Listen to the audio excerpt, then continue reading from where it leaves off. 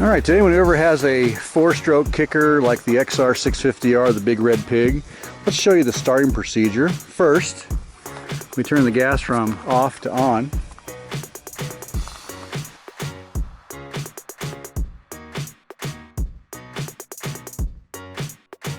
Then, this is a cold, not cold morning, but probably in the 60s. Turn choke to full on. Now we have a desert tank, so you can't see the choke, but it's right up underneath there. 3, you hold in the decompression lever right there and stroke through.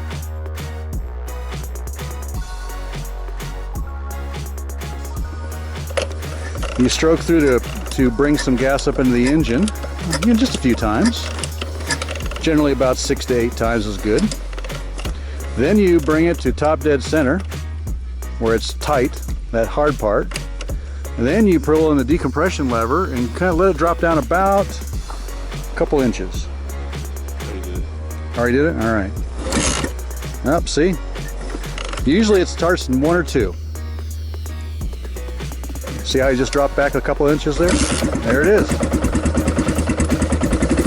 That's how you start an XR650R, XR600, XR400, something like that. Easy.